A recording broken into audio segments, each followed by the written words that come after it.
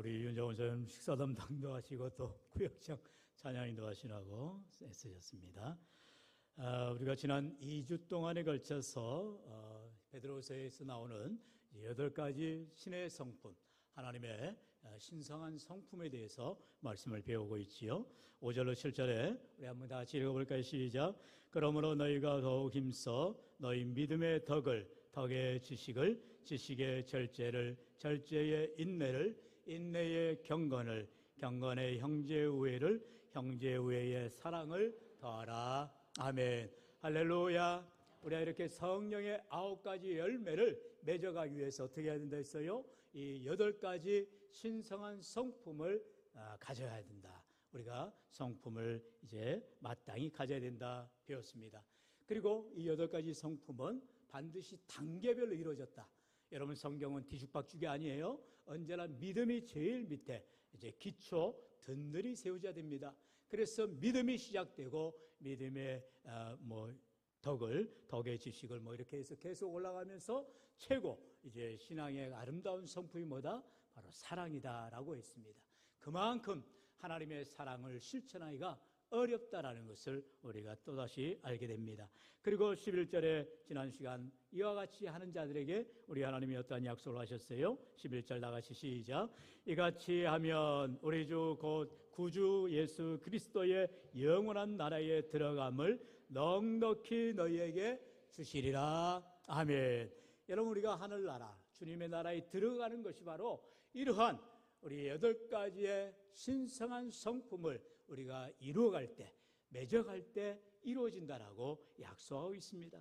그리고 오늘 본문은 계속해서 권면하지요. 12절 같이요. 시작. 그러므로 너희가 이것을 알고 이미 있는 진리에 서 있으나 내가 항상 너희에게 생각나게 하려 하노라. 아멘. 이렇게 베드로는 그러므로 너희가 이것을 알고 바로 이와 같이 하늘나라에 들어가기 위해서 하나님의 신성한 성품을 배울 뿐만 아니라 그 성품을 가져야 됨을 알고 있다는 거예요. 그리고 이미 알고 있는 이 진리에 대해서 다시 한번 생각나게 하기 위해서 지금 말하고 있다는 것입니다. 오늘 우리의 삶 가운데에 예수 믿어 구원받는 천편일률적인 신앙생활이 아니라 우리 베드로 사도를 통하여서 구체적으로 보여주고 있죠. 믿음 위에 믿음의 덕의 지식을, 지식의 절제를, 절제의 인내를, 이렇게 계속해서 신앙이 성숙해져 가야 된다는 것입니다. 그리고 마지막으로 하나님의 사랑을 더하라라고 말하고 있다는 것이죠. 이처럼 우리가 자기 자신을 훈련하지 않으면, 믿음으로 자라나지 않으면 이런 하늘나라에 들어가는 하나님 나라의 열매 맺는 삶이 이루어지지 못한다 말씀하고 있어요. 여러분, 우리가 성경을 분명하게 깨달아야 되는 것입니다. 신앙생활이 그냥 되는 게 아니라는 거예요. 열심을 품고 주님을 닮아가게 애를 써야 되고요. 그러기 위해서 지난주의 말씀처럼 하나님의 부르심과 택하심을 분명히 깨달아서 하나님이 나를 일꾼 삼으시기 위해서, 나를 지혜자 삼으시기 위해서 부르셨음을 알고, 또한 하나님의 택하심에 순종하며 나아갈 때에 이러한 하나님의 사람으로 온전하게 되어져 간다 말하고 있다는 것이죠. 우리 계속해서 13절 읽어볼까요? 시작. 내가 이 장막에 있을 동안에 너희를 일깨워 생각나게 함이 옳은 줄로 여기노니. 여기서 말하는 장막, 내가 이 장막에 있을 동안에, 이것은 은유적인 표현이죠. 바로 이 땅에 사는 날 동안, 이 땅에서 내가 육체를 입고 있는 동안을 말하는 것이죠. 우리가 이 땅의 장막은 뭐예요? 텐트를 말하는 거죠. 언제든지 걷어낼 수 있어요. 이 땅에서 삶은 우리가 유한하다는 것입니다. 길든지 짧든지 우리는 이 땅 가운데서 살다가 하나님이 나를 오라 하실 때에, 언제 오라 하세요? 우리가 늙어 죽어서 오라 합니까? 병들어서 오라 합니까? 아니죠. 우리가 이 땅에서 살아가면서 하나님이 내게 주신 사명을 다하게 되어지면 하나님이 오라 하시는 거예요. 너가 이 땅에서 주의 일을 잘 감당하였고 내가 내게 준 사명을 잘 감당하였으니 이제 내 품에 안겨라, 이제는 내게 오라 말씀하면 우리는 이 세상 것 다 훌훌 털어버리고 하나님 품에 안기게 되어지는 것입니다. 지금 베드로는 이와 같이 장막에 거하는 이 땅에서 사는 날 동안 하나님이 내게 주신 귀한 사명을 충성되게 감당하다가 나도 이제 언젠가 하나님이 부르시면 가야 된다. 그런데 베드로는 어떻게 가요? 지금 순교의 자세로 이제 언제라도 죽음을 앞두고 있는, 바로 네로 황제에 의해서 당시 이제 베드로뿐만 아니라 바울도 다 순교의 현장에서 사라지게 되어진 것을 봅니다. 예수님께서 이미 베드로가 어떻게 죽을 것인가를 예수님이 요한복음 21장에서 말씀하고 있죠. 우리 21장 18절로 19절 상반절 같이 읽어볼까요? 시작. 내가 진실로 진실로 내게 이르노니 네가 젊어서는 스스로 띠띠고 원하는 곳으로 다녔거니와 늙어서는 내 팔을 벌리리니 남이 내게 띠띠우고 원하지 아니하는 곳으로 데려가리라. 이 말씀을 하시면 베드로가 어떠한 죽음으로 하나님께 영광을 돌릴 것을 가리키심이로라. 아멘. 전승에 의하면 우리가 잘 알죠. 베드로는 이제 네로 황제의 박해에서 십자가형을 당합니다. 죽게 됩니다. 그런데 베드로가요, 내가 예수님처럼 바르게 십자가에 질 수 없다. 나를 거꾸로 매달아라. 그럼 대단하지 않아요?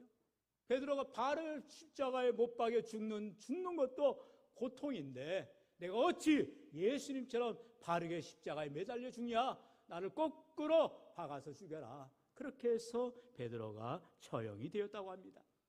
한번 그림 볼까요? 이제 베드로 순교에 대한 그림은 우리가 잘 알 수가 없죠. 준비가 되나요? 네. 지금 여러분 로마 바티칸 시국이라고 하죠. 바티칸에 가면 전 세계에서 가장 큰 성당 중에 하나인 성 베드로 성당이 있습니다. 항상 거기에 이제 교황이 있고 그리고 해마다 이렇게 늘 카톨릭 신자들한테 보여주고 하잖아요. 그 베드로 성당이 어디 위에 세워졌느냐? 바로 베드로 무덤 위에 세워진 거예요. 2000년 전이죠. 베드로가 64년에서 67년 이 네로 황제의 박해 중에서 그 바티칸 언덕에서 십자가를 거꾸로 지고 순교한 이 자리에 이제 그 무덤에 이제 지금 세계에서 가장 크죠. 어마어마합니다. 길이가 200m가 넘고 높이가 100m가 넘는 카톨릭 신자라고 하면 이 바티칸에 있는 성 베드로 대성당을 꼭 참배하죠. 이렇게 엄청난 대성당이 바로 지금 베드로의 죽음 그 무덤 위에 세워졌다라고 하죠. 그런데 예수님은 이렇게 베드로가 어떻게 죽을 것인가를 이미 성경에서 예언하고 있다는 것이죠. 그러면서 베드로도 자기가 언제 순교당할지 모르는데 이제 주님이 부르시면 나는 언제라도 가야 되는데 이제 남은 성도들에게 어떠한 삶을 살 것인지. 지금 저게 이제 베드로 성당인데 여러분 자세히 보시면 사람이 서 있는 게 아주 새끼 손톱만도 못합니다. 아주 작죠. 저 높이가 110m가 넘어요. 상상할 수 없는 크죠.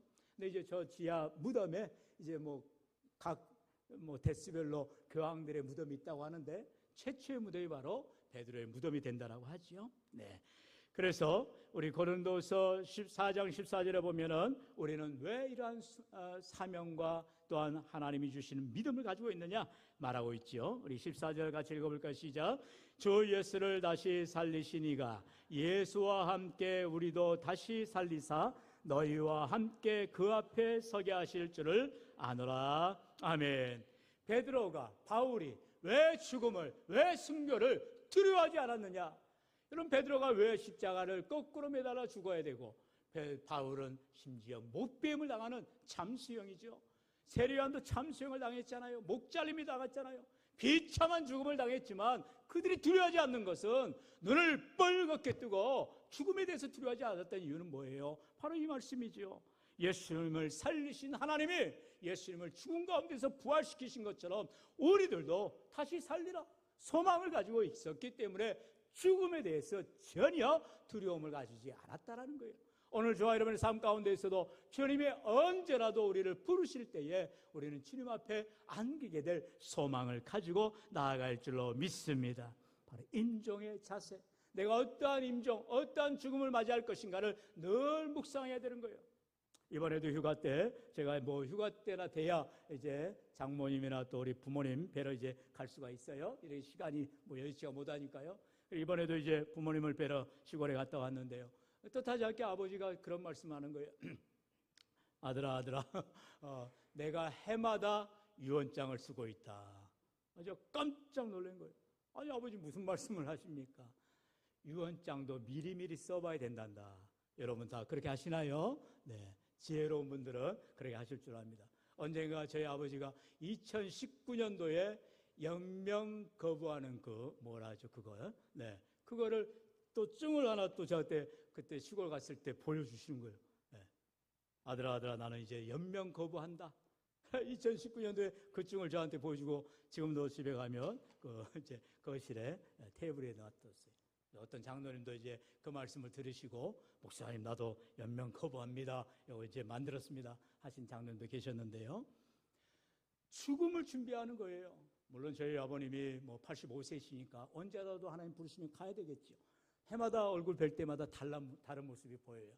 하지만 이렇게 언제라도 하나님이 부르시면 이제 자녀들에게 또 못한 말들 또 주님 부르실 때에 이제 깨끗한 하나님의 부르심을 받기 위해서 연명도 거부하고 또 이렇게 유언장도 해마다 바꿔 쓰시면서 이렇게 준비하고 있는 모습을 제가 보게 되었어요. 사랑하는 성도 여러분, 과연 베드로처럼 우리들도 바울처럼 주님이 언제라도 우리를 부르신다면 우리는 이 세상을 훌훌 털고 주님 품에 안길 그런 임종의 마음을 가지고 있냐라는 거예요.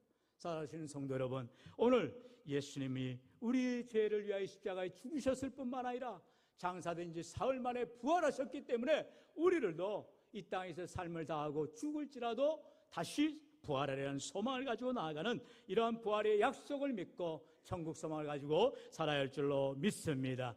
우리 마지막으로 마태복음 7장 24절로 27절 저와 여러분 한 절씩 교독해 봅니다. 제가 먼저 24절 읽습니다. 그러므로 누구든지 나의 이 말을 듣고 행하는 자는 그 집을 반석 위에 지은 지혜로운 사람 같으리니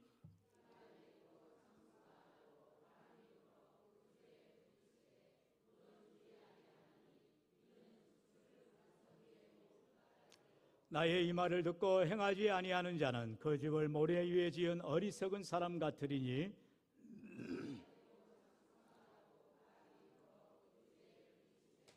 무너져 그 무너짐이 심하니라. 아멘. 오전에도 사람을 믿고 사람을 의지하는 그런 인생이 있는가 하면 하나님을 전적으로 신뢰하고 의지하며 믿음으로 나아가는 자들이 있다라고 하였습니다. 우리의 삶 가운데에 모래 위에 집을 짓는 사람들이 있는가 하면 반석 위에 믿음 위에 굳건하게 집을 짓는 자들이 있다라는 것입니다. 말씀에 기초하지 않으면 반석 위에 집을 지으는 것이 아니죠. 바로 하나님의 생명의 말씀을 의지하고 믿음으로 살아가는 자들이 모래 위에 지은 집이 아니라 반석 위에 지은 집이 된다는 것입니다. 베드로는 자기의 이름과 같이 베드로가 반석이라는 이름 아닙니까? 예수님께서 그 믿음의 굳건한 믿음을 바라보시고 베드로 또한 자기의 죽음을 앞에 두고 어떠한 죽음을 맞이할 것인가? 반석 같은 믿음, 흔들림이 없는 믿음, 순교하지만 하나님께서 나를 다시 살리시라는 소망을 가지고 임종의 자세를 가지고 나아갔던 것처럼 오늘 우리의 삶 가운데에 언제라도 주님이 부르신다 할지라도 나는 천국 가리라는 소망과 확신을 가지시고 날마다 주님과 동행하며 말씀을 붙들고 승리하며 살아가는 저 아름다 될 수 있기를 주의 이름으로 간절히 축원합니다.